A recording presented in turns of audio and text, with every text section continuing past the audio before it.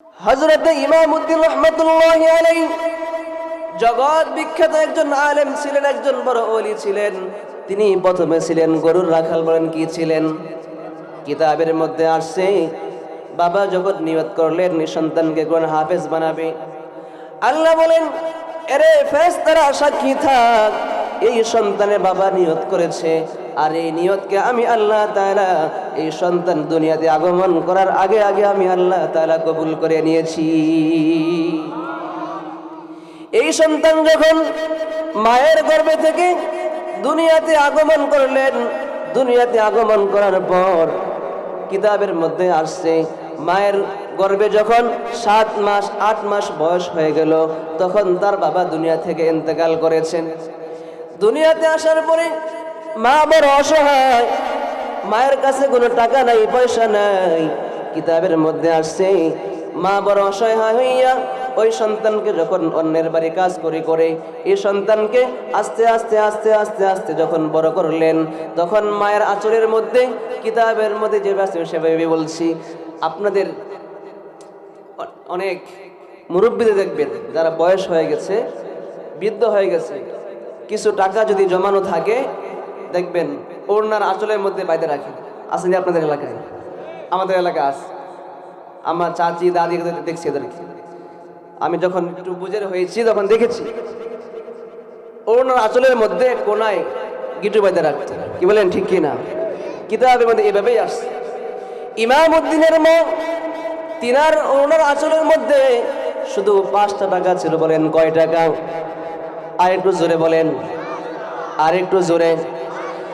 এই 5 টাকা দিয়ে ইমামউদ্দিনকে বললেন, এর সন্তান যাও যাও, আমার কাছে আর কোনো টাকা নাই, পয়সা নাই, আমি মা তোমাকে 2 রাকাত নামাজ পড়ে দোয়া করে দিলাম, আর এই 5 টাকা আমি তোমাকে দিয়ে দিলাম, এটা নিয়ে তুমি ইলমে দ্বীন শিক্ষা করার জন্য তুমি ওই যে ভারতের সাহারানপুর মাদ্রাসার জন্য রওনা হয়ে যাও। যেই কথা সেই কাজ। ইমামউদ্দিন মায়ের দোয়া নিয়ে ঘর থেকে বের হয়ে গেলেন। পথিমধ্যে চলতে চলতে চলতে চলতে অনেক দূর যাওয়ার পরে সন্ধ্যা হয়ে গেল, মাগরিবের নামাজের সময় হয়ে গেল। ইমামউদ্দিন চিন্তা করলেন, এখন তো সন্ধ্যা হয়ে গেছে, আর তো সামনে যাওয়া যাবে না। ইতিমধ্যে মাগরিবের আজান হয়ে গেছে। মাগরিবের আজান হওয়ার পরে চিন্তা করলেন, এখন আমি নামাজ পড়ার জন্য আমি ইমামউদ্দিন সামনের দিকে যাই, আর একটা মসজিদ খুঁজতে শুরু করি। কিছু দূর যাওয়ার পরে ইমামউদ্দিন একটা মসজিদ খুঁজে পায়। মসজিদ খুঁজে পাওয়ার পর ইমামউদ্দিন ওই মসজিদের মধ্যে মাগরিবের নামাজ আদায় করলেন। মাগরিবের নামাজ আদায় করার পর আল্লাহ পাক রব্বুল আলামিন কি কারিশমা দেখেন, ওই যে বান্দাটার জন্য ইমামউদ্দিনকে আল্লাহ তাআলা আগেই তো বলে দিয়েছেন, এই সন্তানকে আমি আল্লাহ তাআলা কবুল করে নিয়েছি। কি বলেন ঠিক কিনা? আল্লাহ তাআলা আগেই বলে দিয়েছেন ফেরেশতাদেরকে, এই ফেরেশতারা সাক্ষী থাক, এই যে এই সন্তান গর্ভে থাকা অবস্থায় এই সন্তানকে আমি বড় আল্লাহর ওলি হিসেবে কবুল করেছি। সুবহানাল্লাহ কইবেন না? আর একটু জোরে বলেন না। আপনারা তো ঘটনা অনেক শুনছেন। আব্দুল কাদের জিলানী রাহমাতুল্লাহি আলাইহি কত বড় ওলি ছিলেন। ইমামে আজম আবু হানিফা রাহমাতুল্লাহি আলাইহি কত বড় ওলি ছিলেন। আশরাফ আলী থানভী রাহমাতুল্লাহি আলাইহি, এদের ঘটনা শুনলে আপনার চোখের পানি ধরে রাখতে পারবেন না। এদেরকে আল্লাহ এভাবে কবুল করছে। তা আমি সেদিকে যাব না। যেটা বলতেছিলাম, ইমামউদ্দিন যখন ঘর থেকে মায়ের থেকে দোয়া নিয়ে বের হয়ে চলে গেলেন, কিসের উদ্দেশ্যে বলেন তো? ইলমে দ্বীন শেখার উদ্দেশ্যে। আল্লাহ পাক রব্বুল আলামিন দুনিয়াতে মানব জাতিকে সৃষ্টি করেছেন একমাত্র আল্লাহ তাআলার ইবাদত বন্দেগী করার জন্য। কি বলেন ঠিক কিনা? অন্য কোনো উদ্দেশ্য নিয়ে আল্লাহ তাআলা দুনিয়াতে মানুষ সৃষ্টি করেন না। দেখেন, যে কোনো মানুষ যে কোনো একটা কাজ করে, কাজের পিছনে একটা উদ্দেশ্য থাকে, ঠিক না? যে কোনো একটা উদ্দেশ্য নিয়ে মানুষ কাজের দিকে আগায়। কোনো একটা মানুষ একটা জিনিস বানায়, কোনো একটা ব্যবসা প্রতিষ্ঠান দেয়, একটা বাড়ি গাড়ি করে, এটার পিছনে কোনো একটা কারণ থাকে না? অবশ্যই কোনো কারণ থাকে। তদ্রূপ আল্লাহ রাব্বুল আলামিন মানুষ বানাইছেন শুধুমাত্র আল্লাহ তাআলার ইবাদত করার জন্য। আল্লাহ বলেন, ওয়ামা খালাকতুল জিন্না ওয়াল ইনসা ইল্লা লিয়াবুদুন, আমি আল্লাহ তাআলা মানুষ এবং জিনকে সৃষ্টি করেছি আমার ইবাদত করার জন্য। দেখেন, মূসা আলাইহিস সালাতু ওয়াস সালামের জামানায় মানুষ ঈমান আনতে চাইতো না, নবীজিকে নবী বলে বিশ্বাস করতে চাইতো না, আল্লাহ যে একজন আছেন এটা বিশ্বাস করতো না। তারা বলতো, কিসের তুমি নবী? কে বলেছে তুমি নবী? তুমি যে নবী এটার প্রমাণ কি? আচ্ছা বলেন তো, তিনি যে আমাদের নবী এটা কোনো প্রমাণ হওয়ার দরকার আছে? আছে কোনো প্রমাণ? আল্লাহ তাআলা নবী হিসেবে ঘোষণা করছেন এটাই তিনি নবী। এরপরে আল্লাহ তাআলা বিভিন্ন সময় বিভিন্ন মুজিজা দেখাইয়া মানুষকে দেখাইছেন যে তোমরা যে নবীকে বিশ্বাস করো না, এই যে বিভিন্ন ঘটনার মাধ্যমে আল্লাহ তাআলা তিনি যে সত্য নবী এটা মানুষকে বিশ্বাস করাইছেন। যেমনটা সর্বশেষ নবী জনাবে মুহাম্মদুর রাসূলুল্লাহ সাল্লাল্লাহু আলাইহি সাল্লামের খাতিরেও হয়েছে। এমন অহরহ অনেক ঘটনা আছে, যেই ঘটনাগুলো আপনি শোনার পরে বুঝতে পারবেন যে তিনি কি নবী সত্য নাকি মিথ্যা। আচ্ছা বলেন তো, আমাদের নবী কয়জন? আরেকটু আওয়াজ দিয়ে বলেন। নবী অনেকজন, কিন্তু আমরা সর্বশেষ নবীর উম্মত, আমরা সর্বশেষ নবীর, এই কথার মধ্যে কোনো সন্দেহ আসেনি? আরেকটু আওয়াজ দেওয়ার আসেনি? কোনো সন্দেহ নেই। যদি বিন্দু পরিমাণ কোনো সন্দেহ কারো থাকে, তার ঈমান থাকবে? থাকবে না।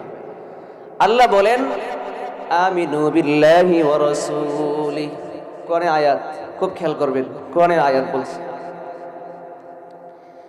আমিনু বিল্লাহি ওয়া রাসূলি, আল্লাহ এবং তার রাসূলের প্রতি ঈমান আনো, তাহলে তুমি প্রকৃত মুমিন, প্রকৃত মুসলমান, প্রকৃত ঈমানদার। আল্লাহর উপর ঈমান আনলেন কিন্তু রাসূলের প্রতি ঈমান আনলেন না, আপনি প্রকৃত মুমিন হতে পারলেন না। আপনি দুনিয়াতে 60 বছর 70 বছর জিন্দেগি করেন, আপনার এই জিন্দেগির কোনো মূল্য আল্লাহ তাআলার কাছে নাই।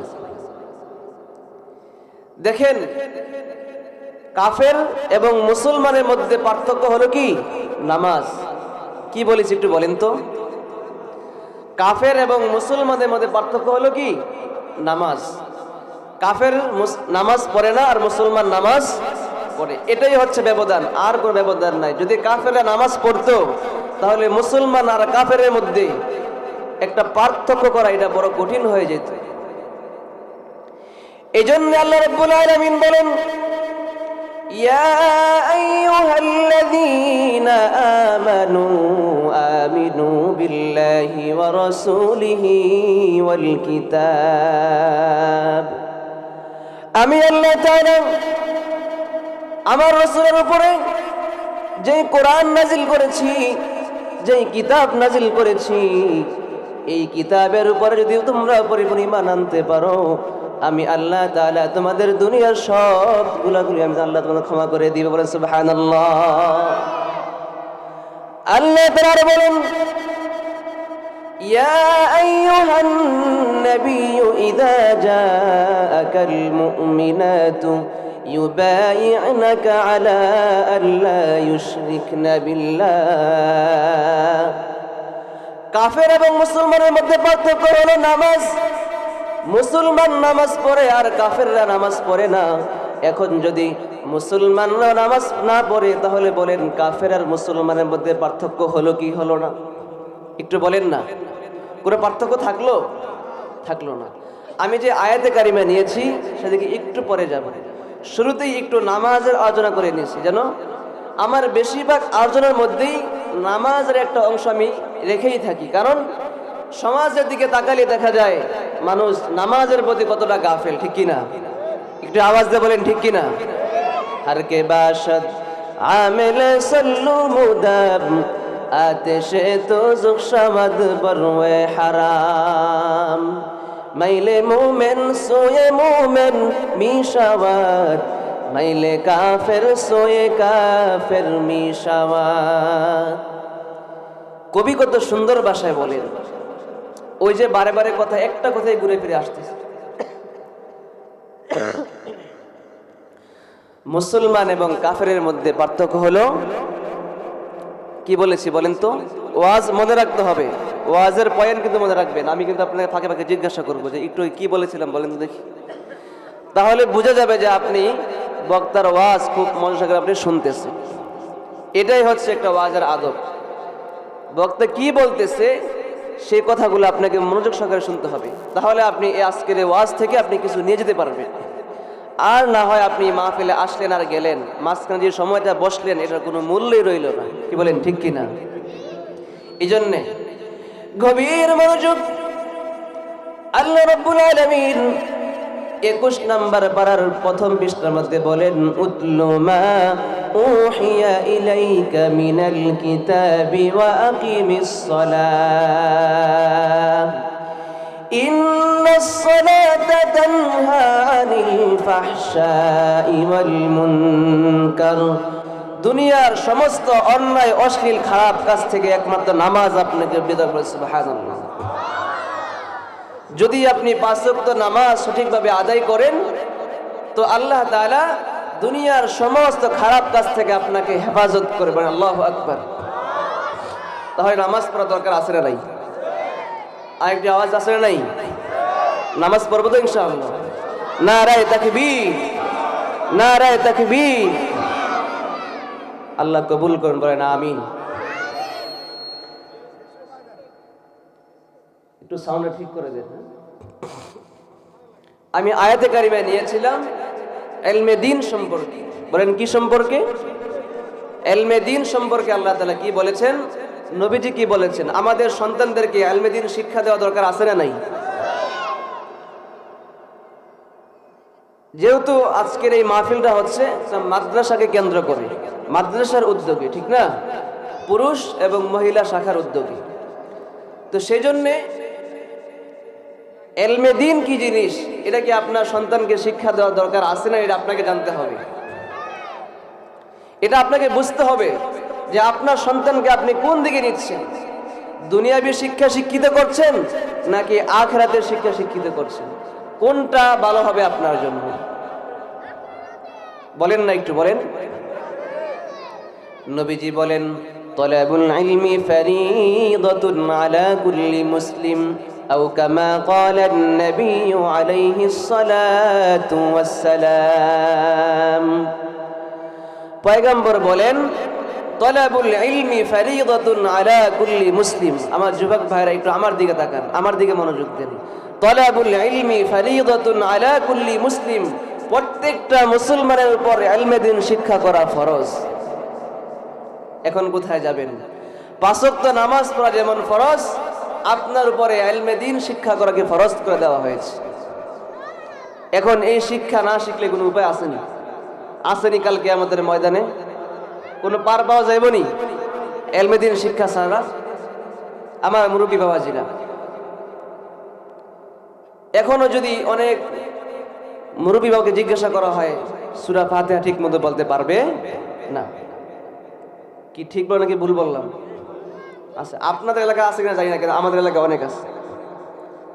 আমি যে মসজিদে আছি ঢাকাতে, প্রায় সময় একজন মুরব্বী এসে বলে, হুজুর আমাকে একটু সূরা ফাতিহা, সূরা ফিল একটু এগুলো শিখাই দেন। বয়স তো 60-70 চলে গেছে, আর কয়দিন বাঁচবো, এই শেষ বয়সে কিছু আমল করে যেতে পারি। দেখেন, এত 60 বছর খবর ছিল না, আর এখন এসে বলতেছে হুজুর আমাকে একটু কোরআন কারীম শিক্ষা দেন, কিছু শিখি। যদি আল্লাহ তাআলা এই উসিলা মাফ করেন, আল্লাহ তাআলা একটা উসিলা খুঁজবেন। কি খুঁজবেন বলেন? একটা উসিলা খুঁজবেন যে কোন উসিলা আমার বান্দারে মাফ করা যায়। আর নবী তো বলছেন যে আমার একটা উম্মত যে পর্যন্ত জাহান্নামে থাকবে ততক্ষণ পর্যন্ত আমি নবী জান্নাতে যাব না। তাহলে কেমন নবীর উম্মত হতে পারছেন, চিন্তা করতে পারছেন? আর অন্যান্য নবীরা শেষ নবীর কাছে আইসা বলবে, হে মুহাম্মদ একটু আমাদেরকে সুপারিশ করে দেন, একটু আমাদেরকে সুপারিশ করে দেন। এমন নবীর উম্মত হতে পেরেছি আমরা। আমরা খুশি না বেজার? নারায়ে তাকবীর, নারায়ে তাকবীর। এমন নবীর উম্মত হওয়ার পরে আমরা মসজিদে যাই না, ইলমে দ্বীন শিখি না, কোরআন শিখি না, হাদিস শিখি না, ওয়াজ মাহফিলের ময়দানে বসি না, তাহলে আমরা কেমন মুসলমান হইলাম?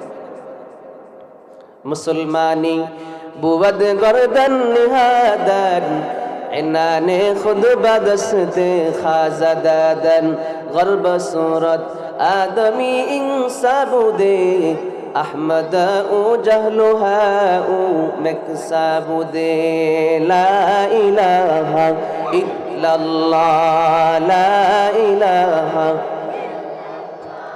जोरे ला इलाहा ला इलाहा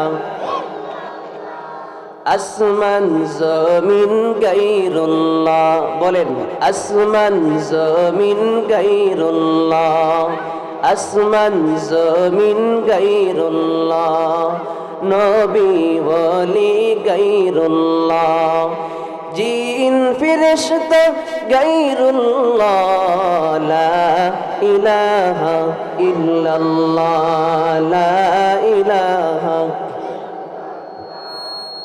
লা ইলাহা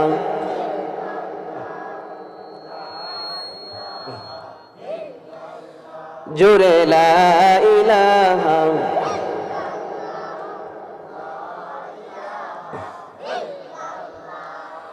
লা ইলাহা ইল্লাল্লাহ মুহাম্মাদুর রাসূলুল্লাহ সাল্লাল্লাহু আলাইহি ওয়াসাল্লাম। বলতেছিলাম ইলমে দ্বীন শিক্ষার কথা। রাসূল আরবী বলেন, এরে আমার উম্মতেরা, যদি তোমরা দুনিয়াতে থাকা অবস্থায় ইলমে দ্বীন শিক্ষা না করো, কাল কিয়ামতের ময়দানে কঠিন মুসিবতের দিনে আমি পয়গম্বর ওই সমস্ত উম্মতদেরকে বিন্দু পরিমাণ সুপারিশ করব। নাউজুবিল্লাহ।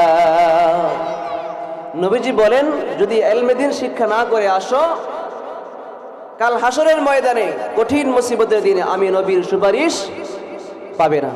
নবীর সুপারিশ পাওয়া দরকার আছে না নাই? আর আল্লাহ বলছেন, যদি আমার বন্ধুর সুপারিশ ছাড়া একটা উম্মত জান্নাতে যেতে পারবে না। ঠিক কি না? আর একটু আওয়াজ দেন, ঠিক কি না? নবীর সুপারিশ ছাড়া জান্নাতে যাওয়া যাবে না। তাহলে অবশ্যই আপনাকে ইলমে দ্বীন শিক্ষা করতেই হবে, করতে হবে না, করতেই হবে। এজন্য আল্লাহ তাআলা এটাকে ফরজ করে দিয়েছেন। নবীজি হাদিসের মধ্যে বলেন, তালাবুল ইলমি ফরিদাতুন আলা কুল্লি মুসলিম, ইলমে দ্বীন শিক্ষা করা প্রত্যেক মুসলমানের উপর ফরজ। আরেক হাদিসে নবীজি বলেন, খায়রুকুম মান তাআল্লামাল কুরআনা ওয়া আল্লামা, তোমাদের মধ্যে সর্বোত্তম হলো ওই ব্যক্তি যে নিজে কোরআন শিখে এবং অপরকে কোরআন শিখায়। সুবহানাল্লাহ বলবেন না? আর একটু জোরে বলেন না। কি আপনাদের কষ্ট হচ্ছে? বেজার হইতেছেন? রাগ করছেন? মাশাআল্লাহ। আল্লাহ তাআলা সবাইকে দ্বীনের জন্য কবুল করেন, বলেন আমিন। আল্লাহ তাআলা বলেন, এরে আমার নবীর উম্মতের দল, তোমরা দুনিয়াতে যতদিন পর্যন্ত থাকবা একমাত্র আমি আল্লাহর হুকুম অনুযায়ী আমার রাসূলের সুন্নাত তরিকা জীবনকে পরিচালনা করেন। সুবহানাল্লাহ। মনে বড় আশা ছিল যাব মদিনায়, মনে বড় আশা ছিল যাব মদিনায়, সালাম আমি করব গিয়ে নবীর রওজায়, মনে বড় আশা ছিল যাব মদিনায়, মনে বড় আশা ছিল যাব মদিনায়। নবীজি কোথায় শুয়ে আছেন? নবীজি কোথায় শুয়ে আছেন? সাহাবায়ে কেরামদেরকে কত সুন্দর তালিম দিতেন, শুধুই দ্বীন শিক্ষা করো, দ্বীন শিক্ষা করো। আরে ভাই, তোমরা দ্বীন শিখো, দ্বীন ছাড়া তো দুনিয়াতে কোনো রাস্তা নাই, তোমরা যাবে কোথায়? আর বর্তমানে দেখা যায়, আপনাদের এলাকা আছে কিনা জানি না, আজকের এই ময়দান থেকে স্পষ্ট ভাষায় বলছি, যারা তাবলীগ বিরোধী, কোরআন বিরোধী, হাদিস বিরোধী কথা বলেই যাচ্ছেন, আপনাদের এলাকা আছে কিনা আমি জানি না, সারা বাংলাদেশে ব্যাপক পরিমাণে প্রচার হয়ে গেছে সাতপন্থী নামে একটা দল। আপনারা শুনছেননি? শুনছেননি কেউ? তাবলীগের মধ্যে দুটা দল ভাগ করে দিয়েছে। বলেন নাউজুবিল্লাহ। নাউজুবিল্লাহ বলেন। এখন তো আর কথা বলতে কোনো সমস্যা নেই, ঠিক না? কারণ এখন দেশের মধ্যে আওয়ামী লীগ নাই। আওয়ামী লীগ দেশ থেকে দূর হয়ে গেছে। এই জন্য কোরআন হাদিসের ময়দানগুলোতে এখন বাধা দেওয়ার মতো কেউ নাই। আগে তো গলা চেপে ধরে রাখতো। ওদিন এক ঘটনা করছে আপনার সেই নড়াইলে মনে হয় একজন বক্তাকে সরাসরি স্টেজের মধ্যে বাধা দিতেছে। কি জন্য? আপনি কোরআনে আয়াত ভুল বলছেন। এটা তো হতেই পারে না, অসম্ভব। একজন আলেম কিভাবে ওয়াজের ময়দানে বসে কোরআনে আয়াত ভুল পড়েন, আরেকজন সাধারণ লোক পাশে বসে কোরআনে আয়াতের ভুল ধরেন? এটা কি আদৌ ঠিক হয়েছে বলেন? তাহলে এখনো কিছু নাস্তিক মার্কা মুসলমান আছে না নাই? আছে। এগুলো নবীজির জমানাও ছিল, এখনো আছে, ভবিষ্যতেও থাকবে। এগুলোর উপর আল্লাহ তাআলা লানত করুক, বলেন আমিন। এরা আদৌ মুসলমান হতে পারে নাই। ওই যে বলেছি, তাদের ইমানের মধ্যে কি আছে? দুর্বলতা আছে। ইমানের মধ্যে দুর্বলতা আছে। এই জন্য তাদের বোঝার মধ্যে ভুল, তাদের কাজের মধ্যে ভুল, তাদের চলার মধ্যেও। তো বলতেছিলাম, তাবলীগের মধ্যে যেখানে ইলমে দ্বীন শিক্ষা করা হয়, আপনাদের এলাকা তাবলীগের বছরে আসেনি? আসেনি? দেখেন, এই যে তাবলীগ, এটা একটা বলা হয়েছে চলন্ত মাদ্রাসা, ঘোরাফেরা করার মাদ্রাসা, যেখানে গেলে আপনি কোরআন হাদিস মাসালা এগুলো শিখতে পারবেন। কি বলেন, ঠিক কিনা? তাবলীগগুলোতে এইগুলো শেখানো হয় নাকি অন্য কিছু শেখানো হয়? নাকি কোনো এই জঙ্গিবাদের ট্রেনিং? শিক্ষা করো, ইলমে দ্বীন শিক্ষা করার মধ্যে অনেক ফজিলত রয়েছে। কিতাবের মধ্যে আসছে, হযরত ইমামউদ্দিন রাহমাতুল্লাহি আলাইহি গরুর রাখাল ছিলেন। বলেন কিসের রাখাল? একটু খেয়াল করে শুনবেন, গরুর রাখাল থেকে সে কি হয়ে গেছে। ইমামউদ্দিন যখন মায়ের গর্ভে ছিলেন, ইমামউদ্দিনের বাবা মায়ের গর্ভে থাকা অবস্থায় নিয়ত করলেন, আমার এই সন্তানটা যখন দুনিয়াতে আগমন করবেন, দুনিয়াতে বিমিষ্ট হবেন, আস্তে আস্তে যখন বড় হবেন, যখন বুঝবান হবেন, আমার এই সন্তানটাকে আমি কোরআনের হাফেজ, কোরআনের আলেম, বড় একজন আলেম মাওলানা বানাবেন। আল্লাহু আকবার, আর আল্লাহু আকবার।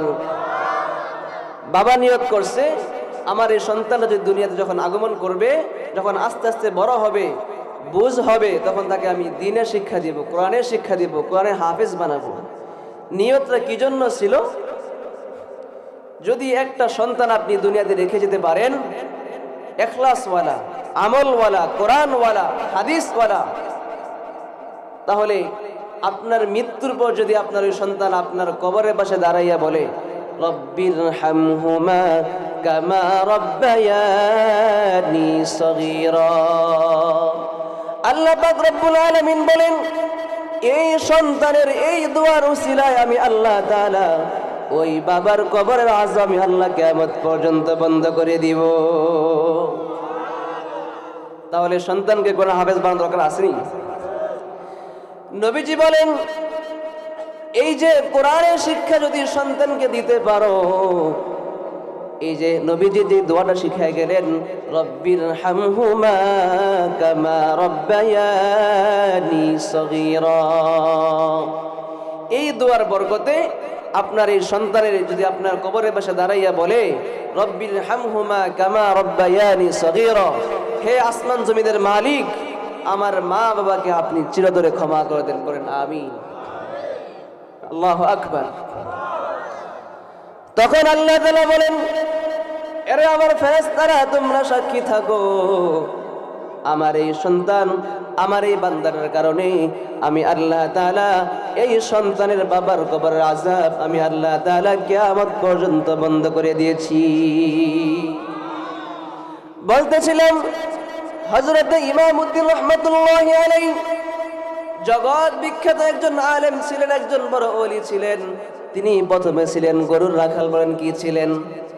কিতাবের মধ্যে আসছে, বাবা যখন নিয়ত করলেন সন্তানকে কোন হাফেজ বানাবে, আল্লাহ বলেন, এরে ফেরেশতারা সাক্ষী থাক, এই সন্তানের বাবা নিয়ত করেছে, আর এই নিয়তকে আমি আল্লাহ তাআলা এই সন্তান দুনিয়াতে আগমন করার আগে আগে আমি আল্লাহ তাআলা কবুল করে নিয়েছি। এই সন্তান যখন মায়ের গর্ভে থেকে দুনিয়াতে আগমন করলেন, দুনিয়াতে আগমন করার পর কিতাবের মধ্যে আসছে, মায়ের গর্ভে যখন 7 মাস 8 মাস বয়স হয়ে গেল, তখন তার বাবা দুনিয়া থেকে ইন্তেকাল করেছেন। দুনিয়াতে আসার পরে মা বড় অসহায়, মায়ের কাছে কোনো টাকা নাই, পয়সা নাই। কিতাবের মধ্যে আসছে মা বড় অসহায় হইয়া ওই সন্তানকে যখন অন্যের বাড়ি কাজ করে এই সন্তানকে আস্তে আস্তে আস্তে আস্তে আস্তে যখন বড় করলেন, তখন মায়ের আঁচলের মধ্যে কিতাবের মধ্যে যে আছে সেভাবে বলছি, আপনাদের অনেক মুরব্বীদের দেখবেন যারা বয়স হয়ে গেছে, বৃদ্ধ হয়ে গেছে, কিছু টাকা যদি জমানো থাকে দেখবেন ওড়নার আঁচলের মধ্যে বাইরে রাখেন। আসেনি আপনাদের এলাকায়? আমাদের এলাকা আছে। আমার চাচি দাদি দেখছি এদেরকে। আমি যখন একটু বুঝের হয়েছি তখন দেখেছি ওড়নার আঁচলের মধ্যে কোনায় গিটু বাইরে রাখতে। কি বলেন ঠিক কি না? কিতাবের মধ্যে এভাবেই আসছে। ইমাম উদ্দিনের মা, তিনার ওড়নার আঁচলের মধ্যে শুধু 5টা টাকা ছিল। বলেন কয় টাকা? আর একটু জোরে বলেন, আর একটু জোরে। এই 5 টাকা দিয়ে ইমাম উদ্দিনকে বললেন, এর সন্তান যাও যাও, আমার কাছে আর কোনো টাকা নাই, পয়সা নাই, আমি মা তোমাকে 2 রাকাত নামাজ পড়ে দোয়া করে দিলাম, আর এই 5 টাকা আমি তোমাকে দিয়ে দিলাম, এটা নিয়ে তুমি ইলমে দ্বীন শিক্ষা করার জন্য তুমি ওই যে ভারতের সাহারানপুর মাদ্রাসার জন্য রওনা হয়ে যাও। যেই কথা সেই কাজ। ইমাম উদ্দিন মায়ের দোয়া নিয়ে ঘর থেকে বের হয়ে গেলেন। পথিমধ্যে চলতে চলতে চলতে চলতে অনেক দূর যাওয়ার পরে সন্ধ্যা হয়ে গেল, মাগরিবের নামাজের সময় হয়ে গেল। ইমাম উদ্দিন চিন্তা করলেন, এখন তো সন্ধ্যা হয়ে গেছে, আর তো সামনে যাওয়া যাবে না। ইতিমধ্যে মাগরিবের আজান হয়ে গেছে। মাগরিবের আজান হওয়ার পরে চিন্তা করলেন, এখন আমি নামাজ পড়ার জন্য আমি ইমাম উদ্দিন সামনের দিকে যাই, আর একটা মসজিদ খুঁজতে শুরু করি।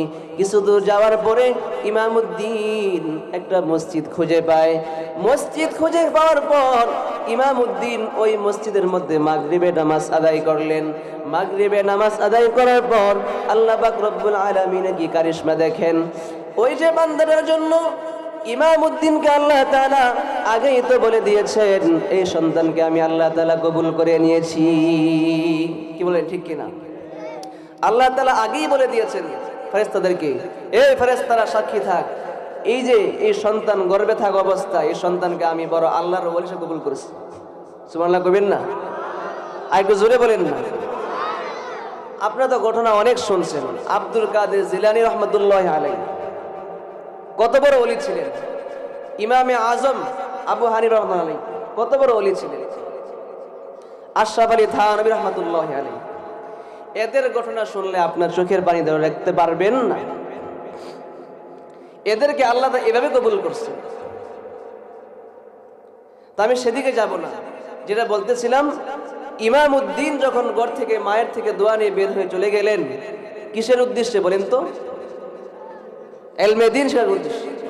বলেন না কিসের উদ্দেশ্যে? ইলমে দ্বীন শিক্ষার জন্য মায়ের থেকে দোয়া নিয়ে বের হয়ে গেলেন। মা দোয়া করে দিলেন। দিছিলেন কয় টাকা? জোরে বলেন কয় টাকা? এই 5 টাকার মধ্যে বরকত আছে না নাই? একটু দূরে গেলেই বুঝবেন। আমি একটু আপনার সামনের দিকে নিয়ে যাই, তাহলে বুঝতে পারবেন।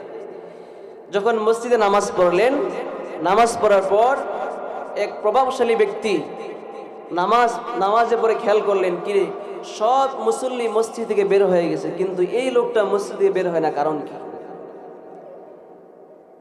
কাছে গিয়ে জিজ্ঞাসা করলেন, কিরে বাবা কি হয়েছে তোমার? সব লোক মসজিদ থেকে চলে গেল, তুমি মসজিদ থেকে যাও না, কারণ কি? ইমাম উদ্দিন নাকি বললেন, এরে প্রভাবশালী ভাই, আমার মা বড় গরিব, আমার মার কাছে টাকা নাই, পয়সা নাই, আমার মা মাত্র আমাকে 5 টাকা দিয়ে আমাকে ঘর থেকে বিদায় করে দিয়েছে, আর 2 রাকাত নামাজ আমাকে দোয়া করে দিয়েছে, আর বলেছে বড় আলেম হয়, হাফেজ হয়, আমি মার কোলে ফিরে আসবা। যদি আমি মা বেঁচে থাকি তাহলে তুমি সন্তানের সাথে আমি মার দেখা হবে, আর যদি আমি মারা যাই আমার কবরের পাশে দাঁড়াইয়া বলবা, রব্বির হামহুমা কামা রব্বায়ানি সগীরা। এ জীবনে না করিলাম বন্দেগী, গুনাহ করে কাটাইলাম জিন্দেগি গুনাহ করে কাটাইলাম জিন্দেগি। আমার সাথে পড়েন, এ জীবনে না করিলাম বন্দেগি,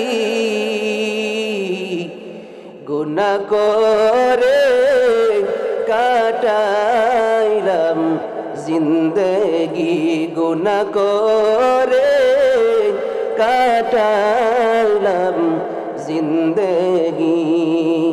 তওবা করে আবার তওবা ভাঙ্গিলাম, অবশেষে খাঁটি তওবা করিলাম, অবশেষে খাঁটি তওবা করিলাম। গুনাহ করে আবার তওবা করিলাম, অবশেষে খাঁটি তওবা করিলাম। মাওলা যদি মাফ না করো বান্দারে, বলো তোমার বান্দা যাবে কারদারে, বলো তোমার বান্দা যাবে কারদারে। জীবনে না করিলাম বন্দেগি, গুনাহ করে কাটাইলাম জিন্দেগি, গুনাহ করে কাটাইলাম जिंदगी। हकीकत से तो दुनिया बेखबर है, दुनिया की नुमाइश पर नजर है। नमी गोयम के अज दुनिया जुदा बाश, बहर कारे के एक बाशी बा खुदा बाश। चिश्त दुनिया अज खुदा गाफिल बुदम, नैक़ा माशून क़रहा फरजिंदुज़ाम। ला इलाहा ला इलाहा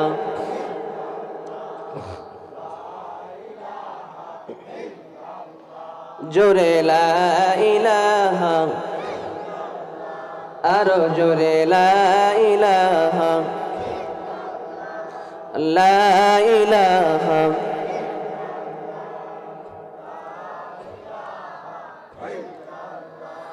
আসমান জমিন গায়রুল্লাহ, বলেন আসমান জমিন গায়রুল্লাহ, আসমান জমিন গায়রুল্লাহ।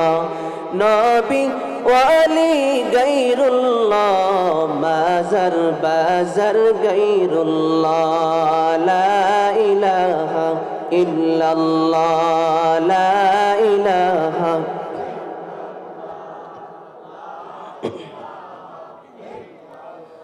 লা ইলাহা। মোহাব্বতে পড়ি লা ইলাহা।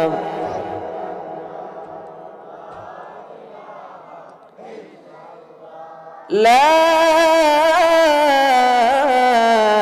ইলাহা ইল্লাল্লাহু মুহাম্মাদুর রাসূলুল্লাহ সাল্লাল্লাহু আলাইহি ওয়াসাল্লাম। বলতেছিলাম ওই যে ইমামউদ্দিন রাহমাতুল্লাহি আলাইহি, ওই যে মসজিদে নামাজ পড়ার পর ওই যে প্রভাবশালী ব্যক্তি ভাই জিজ্ঞাসা করলেন, কিরে ইমামউদ্দিন, কিরে সন্তান, কি কারণে তুমি এখানে আসছো? ইমামউদ্দিন বললেন, ভাই আমার মা আমাকে দোয়া করে দিয়েছেন আর বলেছেন ইলমে দ্বীন শিক্ষা করার জন্য ওই যে ভারতের সাহারানপুর মাদ্রাসা যাওয়ার জন্য। মা দোয়া নিয়ে আমি ইমামউদ্দিন ঘর থেকে বের হয়ে গেছি। মার দোয়া দিলে আর দুনিয়ার দোয়া লাগবে নি, আর কার দুনিয়া দরকার আসেনি। মায়ে যখন দোয়া করে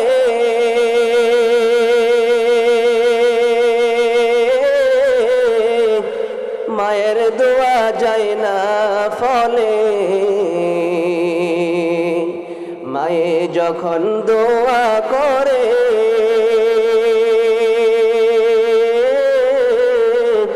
মায়ের দোয়া যায় না ফলে,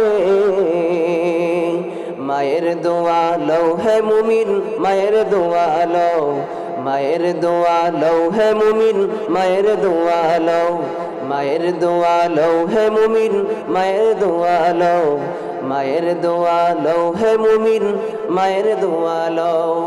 একটি গ্লাস পানির ফলে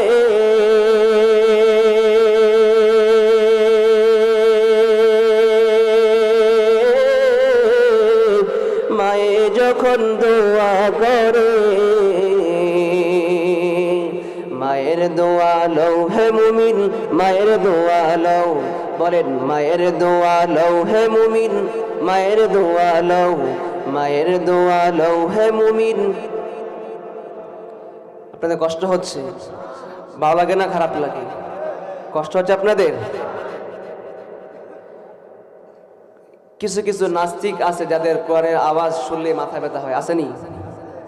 আপনাদের এলাকায় আসেনি? আমাদের নারায়ণগঞ্জে বহুত আছে। অহরহর মাহফিলের মধ্যে দেখা যায় ছদ্মবেশে আইসা মাথায় টুপি পাঞ্জাবি লাগাইয়া, মূলত তার কোরআন হাদিসের বয়ান শোনার উদ্দেশ্য ছিল না। এই যে একজন আলেম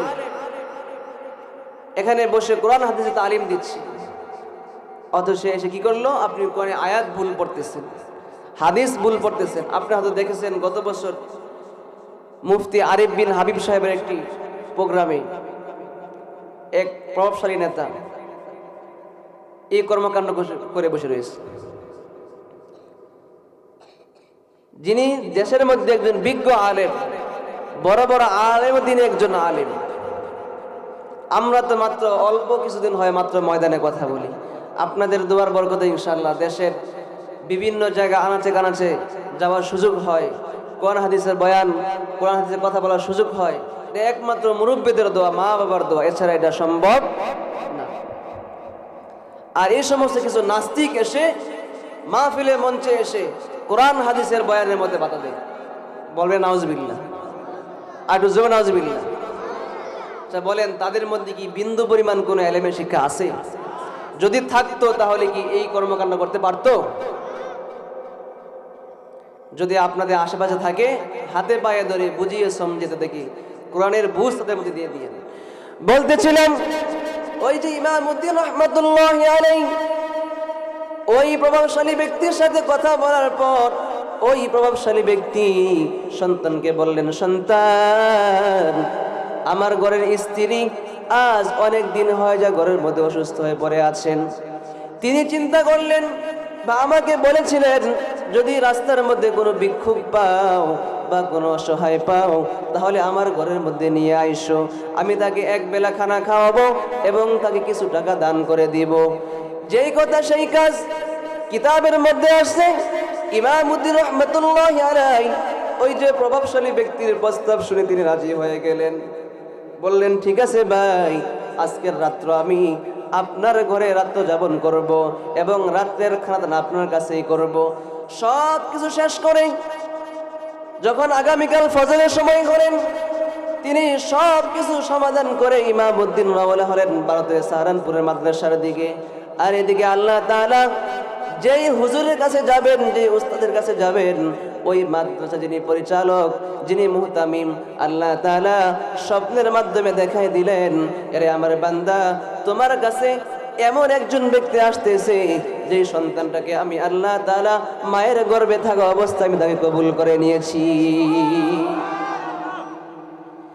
ওই আল্লাহর বান্দা মুহতামিম সাহেব মাদ্রাসার বারান্দায় সকালে দাঁড়াইয়া অপেক্ষা করতেছেন। রাত্রেই তো আল্লাহ চলে গেলেন। মাদ্রাসা যাওয়ার পরে দেখতে পাইলেন মাদ্রাসার বারান্দার মধ্যে হুজুর সমস্ত ছাত্রগুলোকে নিয়ে একটা মজমা করতে তালিম করতেছেন। এই সময় তিনি হাজির হইলেন। হাজির হওয়ার পর সব ছাত্র জিজ্ঞাসা করলেন, হুজুর এই ছাত্রকে? একে তো আমরা কোনোদিন দেখি নাই, কোনোদিন চিনি ওরা এলাকার কোনোদিন এই পরিচয় আমাদের কাছে নাই। সর্বশেষ মূল কথা আমার বলার উদ্দেশ্য, এর আগে পরে মাঝখানে অনেক কথা আছে, অনেক লম্বা ঘটনা, এতটা লম্বা ঘটনা বলার সময় আমার হাতে নাই। আমার পরে আলোচক আছেন আমাদের ঢাকার নারায়ণগঞ্জের প্রবীণ আলেম মাওলানা মাহমুদুল হাসান সাহেব, ঢাকার বড় মাদ্রাসা মাদাইনগর মাদ্রাসার প্রবীণ উস্তাদ। তিনি আপনাদেরকে নিয়ে খুব সুন্দর কথা বলবেন। কথা শেষ করে দোয়া পর্যন্ত একবারে আমরা সবাই বিদায় নেব, কি ইনশাআল্লাহ। দোয়া শেষ করে হুজুরের মুখ থেকে আমরা জ্ঞান বর্ব আলোচনা শুনে আমরা বিদায় নিব ইনশাআল্লাহ। আমরা তো ছোট মানুষ, আমরা ওনার ছাত্র, আমাদের এলেম কালাম নাই ভাই, এলেম কালাম নাই। আল্লাহ তাআলা কিছু কথা বলার সুযোগ করে দেন, এই জন্য মানুষের কাছে এসে কিছু কথা বলি, দিনের দাওয়াত দেই, মানুষটি কিছু কথা বুঝে দিনের পথে আসে, নামাজ ধরে, কোরআন শিখে, ইলম শিখে। এটাই তো আমাদের কাজ, এছাড়া আর কোনো কাজ আমাদের নাই। আর এটাই দুনিয়াতে থাকবে। আমি যখন মৃত্যু হয়ে যখন আমি কবরে চলে যাব, তখন এইটা ছাড়া আর কোনো পুঁজি আমার থাকবে না।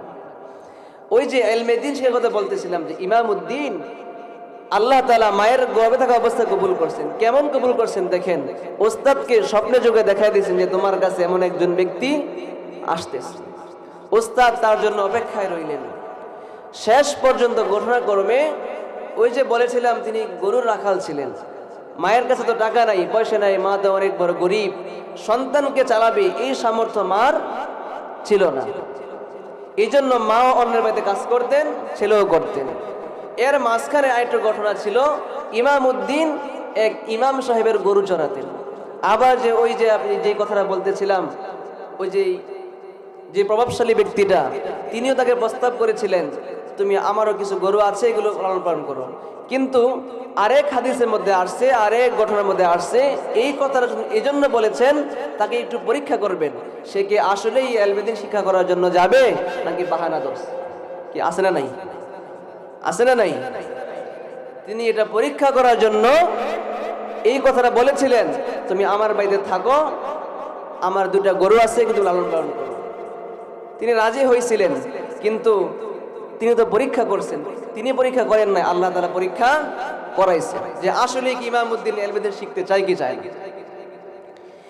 এই জন্য ইমামউদ্দিন ওস্তাদকে বললেন, হুজুর আমার তো কোনো টাকা নাই, পয়সা নাই, এই যে 5 টাকা আমার মা আমাকে দিয়েছে, আর 2 রাকাত নামাজ পড়ে আমার মা আমার জন্য দোয়া করে দিয়েছে, এই সম্বলটা নিয়ে আমি আপনার কাছে হাজির হয়েছি।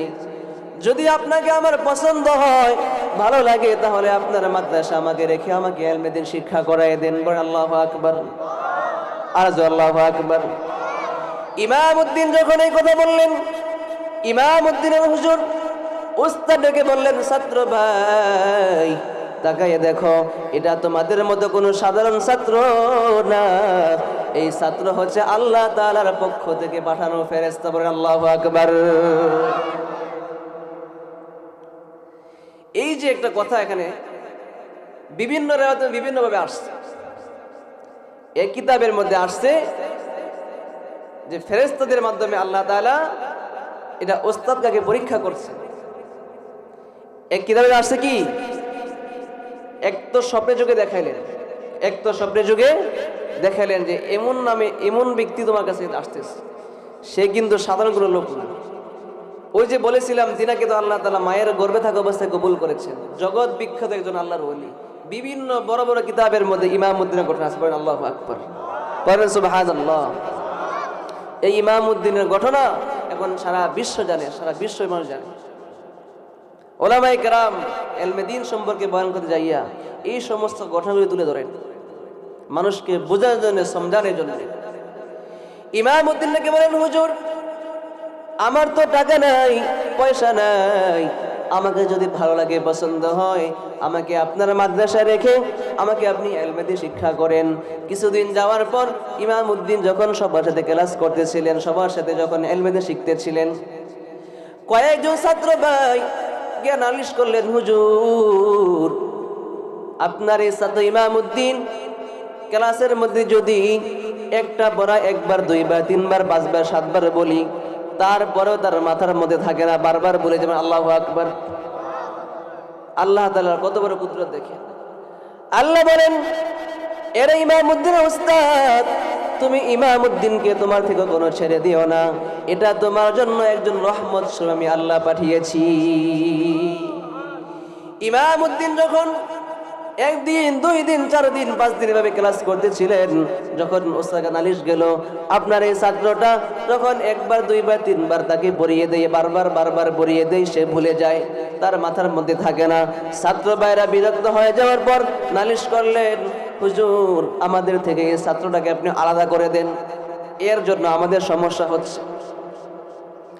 যদি একে আমাদের আলাদা না করে দেন, তাহলে এর জন্য আমাদের কি হচ্ছে? সমস্যা হচ্ছে, কারণ তাকে পড়াইতে যাই আমাদের পড়াগুলো হইতেছে না। তো আল্লাহ তাআলা কি কুদরত দেখেন। আল্লাহ তাআলা ইমামউদ্দিনকে এমন ভাবে কবুল করছেন, উস্তাদ বলে সব ছাত্রদের সামনে বসায়া বলে, ইমামউদ্দিন তুমি এখানে বসো, এই যে হাদিসের কিতাব, এই হাদিসের কিতাব তুমি একটা একটা করে পৃষ্ঠা উল্টাইবা, খবরদার যাতে একসাথে 2টা পৃষ্ঠা না উল্টায়। বলে আল্লাহু আকবার, আল্লাহু আকবার। মনে বড় আশা ছিল যাব মদিনায়, এই সব হলো মদিনার কারিশমা। বলেন কিসের কারিশমা? ওই আলমেদিন তো ওইখান থেকে আসছে। মনে বড় আশা ছিল যাব মদিনায়, মনে বড় আশা ছিল যাব মদিনায়, সালাম আমি করব গিয়ে, সালাম আমি করব গিয়ে নবীর রওজায়, মনে বড় আশা ছিল যাব মদিনায়। বলেন কুদরত কার? আল্লাহর। কুদরত কার? কারিশমা কার? নবীর।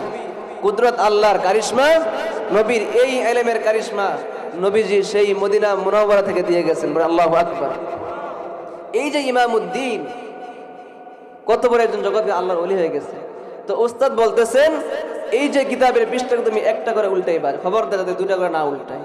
যখন একটা করে উল্টাইতেছিলেন, ইমামউদ্দিনের মাথার মধ্যে, জেহেনের মধ্যে এমন ভাবে ঢুকে পড়েছে যেন তার মতো ছাত্র, হুজুরের মাদ্রাসার বয়স যদি 20 বছর হয়ে থাকে, তার মতো ছাত্র আজও পর্যন্ত তৈরি হয় না। বলে আল্লাহু আকবার, আর আল্লাহু আকবার।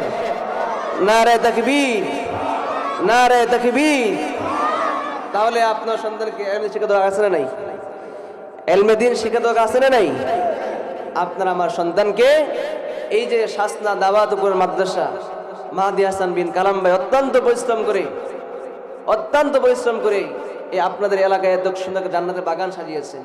এটা আপনারা সকলে মিলে এটাকে মহাব্বত করে, ভালোবেসে, নেক নজরে দেখে এটা যেন সামনে দিকে এগিয়ে যায়, এই জন্য আপনার চেষ্টা করবেন। ইনশাআল্লাহ চেষ্টা করবেন তো নাকি? কে কে রাজি দেখি? নারে তাকবীর, নারে তাকবীর। আল কোরআনের আলো, আল হাদিসের আলো। আল্লাহ তাআলা এই মাদ্রাসাকে, আজকের এই মাহফিলকে সারা এলাকার নাজাতের উসিলা কবুল করেন। বলেন আমিন।